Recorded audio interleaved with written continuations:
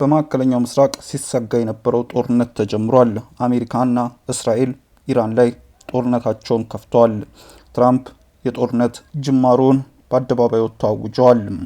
የጦርነቱን የመጀመሪያ ጥቃት የሰነዘረችው እስራኤልና አሜሪካ በጋራ በመተባበር ነው። እስራኤል ከአሜሪካ ጋር በመተባበር በኢራን ላይ የአየር ጥቃት መክፈቷን ገልጻለች። እስራኤል ከአሜሪካ ጋር በመተባበር በኢራን ዋና ከተማ ቴህራንና በተለያዩ የሀገሪቱ ክፍሎች ላይ ሰፊና ተከታታይ የአየር ጥቃት መጀመሯን አስታውቃለች። በቴህራን ከተማ ከፍተኛ የፍንዳታ ድምጾች እየተሰሙ ሲሆን ጥቃቱ የኢራን የደህንነት መዋቅር ሙሉ በሙሉ ለማፈራረስ ያለመ መሆኑን አንድ የአሜሪካ ባለስልጣን ለአልጀዚራ ገልጿል። እስካሁን ባለው መረጃ የኢራን ፕሬዝዳንት መኖሪያ ቤትና የደህንነት ዋና መስሪያ ቤትን ጨምሮ ከ30 በላይ የተለያዩ ኢላማዎች ላይ ጥቃት መፈጸሙን የእስራኤል መገናኛ ብዙሃን ዘግቧል። የእስራኤል ደህንነት ባለስልጣናት እንደገለጹት ጥቃቱን የኢራን ፕሬዝዳንትን ጨምሮ መላው የኢራን አገዛዝን ኢላማ ያደረገ ሲሆን የሀገሪቱ የበላይ መሪ አያቶላ አሊ ከቴህራን ወጥተው ደህንነቱ ወደ ተጠበቀ ስፍራ እንዲዘዋወሩ መደረጉን የተነገረው። የእስራኤል መረጃዎች እንደጠቆሙት በፕሬዝዳንቱ ላይ የግድያ ሙከራ የተከናወነ ሲሆን ጥቃቱ በቀን መካሄዱ የኢራን መከላከያ ክፉኛ አስደንግጦታል። እስራኤል ለሚቀጥሉት 4 ቀናት የሚቆይ ከፍተኛ የጋራ ጥቃት ለማካሄድ ዝግጅቷን ማጠናቀቋን የገለጸች ሲሆን ከጥቃቱ በኋላ ቴህራን የቀድሞ መልኳን አትይዝም ስትል አስጠንቅቃለች። በሌላ በኩል የእስራኤል የስለላ ተቋም ሞሳድ በፋርስ ቋንቋ በተላለፈው መልእክት ኢራናውያን የገዛ ሀገራቸውን አገዛዝ ለመታገል በሚያደርጉት ጥረት ብቻቸውን እንዳልሆኑና ገልጸው ፎቶዎችና ቪዲዮዎችንም በጋራ በማጋራት እንዲተባበሩ ጥሪ አቅርበዋል። ኒውዮርክ ታይምስ የአሜሪካ ባለስልጣናትን ጠቅሶ እንደዘገበው አሁን ጥቃቱ ካለፈው ሰኔ ወር ጥቃት እጅግ የሰፋና ጠንካራ እንደሚሆን ይጠበቃል። ይህ ድንገተኛ ጦርነት የተቀሰቀሰው በጄኔቫ ይካሄድ የነበረው የኒኩሌር ድርድር መጠናቀቁን በተገለጸ በሰዓታት ውስጥ ነው። አሜሪካ ኢራን ላይ በተፈጸመው ጥቃት ተሳታፊ እንደሆነች ፕሬዝዳንት ዶናልድ ትራምፕ አረጋግጧል።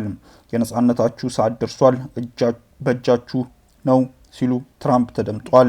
ይህንን ያረጋገጡት ዛሬ በሰጡት መግለጫ ነው። ትራምፕ እንደገለጹት በዚህ ወታደራዊ እርምጃ ዋነኛ ግቡ የአሜሪካ ሕዝብን ከጥቃት ለመከላከልና ኢራን ከአገዛዝ የሚመጣውን የማይቀር አደጋ ማስወገድ ነው ብለዋል። ኢራን የኒኩሌር መርሃ ግብሯን እንደገና ለመገንባት መሞከሯና አሜሪካን ሊመቱ የሚችሉ ረጅም ርቀት ሚሳኤሎችን እንዳበለጸገች ገልጸዋል። ትራምፕ መግለጫቸው ላይ ጠንከር ያለ አቋም በማንጸባረቅ የጥቃቱ አንዱ ግብ የኢራንን አገዛዝ ማስወገድ እንደሆነ ጠቁመዋል። ለኢራን ሕዝብ ባስተላለፉት መልእክት የነጻነታችሁ ሰዓት ደርሷል፣ አሁን በእጃችሁ ነው ብለዋል። የኢራን ጦር መሳሪያውን እንዲያስቀምጥ መልእክት አስተላልፈው ህዝቡንም እኛ ስራችንን ስንጨርስ መንግስታችሁን ትረከባላችሁ ብለዋል። ፕሬዝዳንቱ በየቦታው ቦምብ ይዘንባል ያሉ ሲሆን ማንም ሊያቆመን አይችልም ብለዋል። የሚፈልጓቸውን ሰዎች የትም ቢደብቁ እንደሚያገኟቸው ገልጸዋል። ህዝቡ ውጭ እጅግ አደገኛ በመሆኑ ከቤት እንዳይወጣ መክረዋል። ትራምፕ በጄኔቫ ሲደረግ የነበረው የኒኩሌር ድርድር እንዳልተሳካ ገልጸዋል። ስምምነቱ ላይ ለመድረስ ደጋግመን ሞክረናል፣ ነገር ግን ኢራን ፈቃደኛ አልሆነችም፣ ከእንግዲህ መታገስ አንችልም ብለዋል።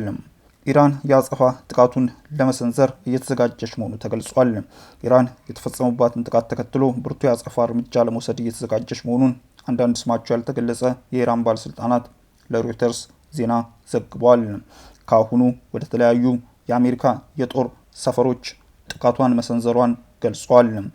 የኢራን የአጸፋ እጅግ ከፍተኛ እና ብርቱ እንደሚሆን ባለስልጣናቱ አስታውቋል። በሌላ በኩል የኢራን ፓርላማ የብሔራዊ ደህንነት ኮሚሽን ሰብሳቢ የሆኑት ኢብራሂም በኤክስ ገጻቸው ላይ ባሰፈሩ መልእክት ጠንካራ ማስጠንቀቂያን አስተላልፏል። አስቀድመን አስጠንቅቀን ነበር ያሉ ሲሆን አሁን የጀመራችሁትን መንገድ መጨረሻው ከእናንተ ቁጥጥር ውጪ የሆነ ነው ሲሉም ገልጿል። እስራኤል ከኢራን የአጸፋ ጥቃት ሊሰነዘር እንደሚችል በመግለጽ ዜጎቿን አስጠንቅቃለች። የየመን ሁቲ ኃይሎችም በቀይ ባህር በኩል በሚያልፉ መርከቦች ላይ የሚደርሱ ጥቃቶችን ዳግም እንደሚጀምሩ ገልጿል።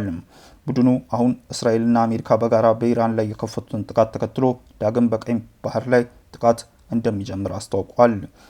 በኢራን የሚደገፈው ሁቲ አሜሪካ በእስራኤል ስም ኢራን ላይ የሚያደርገውን ማንኛውንም አይነት ጥቃት ለመመከት ዝግጁ እንደሆነም ገልጿል።